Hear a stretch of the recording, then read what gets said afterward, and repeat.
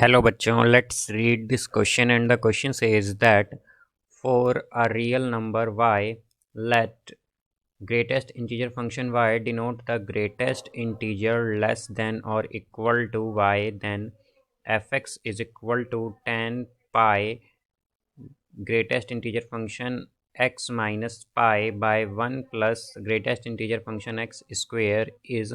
Now let's see the options. Option A, discontinuous at some x. Option B, continuous at all x but the derivative of f dash x does not exist for some x. Option C, f dash x exists for all x but the second derivative f double dash x does not exist.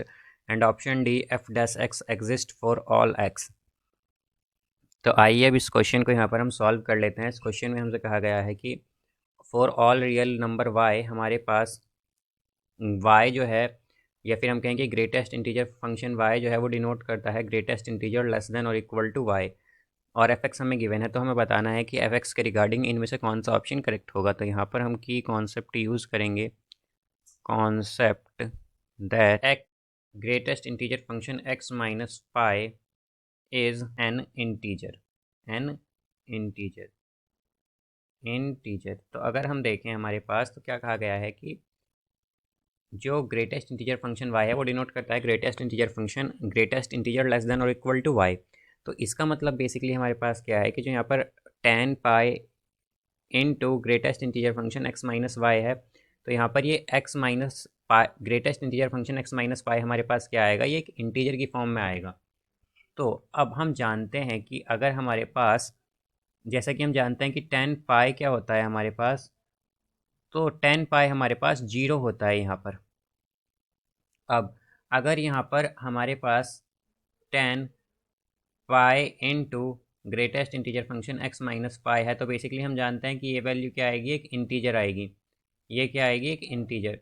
तो अगर ये एक integer value होगी तो अगर हम integer से पाई को मल्टीप्लाई करेंगे तब भी हमारे पास ये tan pi into greatest integer function x minus पाई क्या आएगा, ये हमारे पास 0 ही आएगा। तो fx क्या हो जाएगा, fx होगा यहाँ से 0 by 1 plus greatest integer function x का स्क्वायर है यहाँ पर।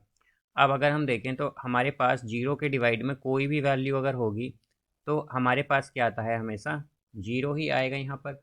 तो fx क्या आएगा, 0। और हम जानते हैं कि 0 क्या है, 0 ये बेसिकली हम क्या कह सकते हैं कि fx क्या आ रहा है यहाँ पर, ये कांस्टेंट आ रहा है बिकॉज ये 0 है। तो fx यहाँ पर ये कांस्टेंट वैल्यू है, कांस्टेंट।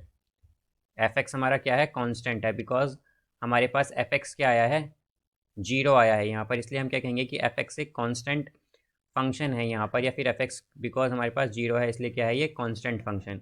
और कांस्टेंट फंक्शन क्या होता है, डिफरेंशिएबल और कॉन्टीन्यूस होता है। तो हम क्या कहेंगे, hence f is continuous and differentiable. Differentiable ये क्या होगा, कॉन्टीन्यूस और डिफरेंशिएबल। तो इसका करेक्ट आंसर हो जाएगा हमारे पास कि अगर f जो है एक कॉन्टीन्यूस और डिफरेंशिएबल फंक्शन है तो f डैश x जो है एग्जिस्ट करेगा for all x। So I hope you understood it well. Best of luck. Thank you.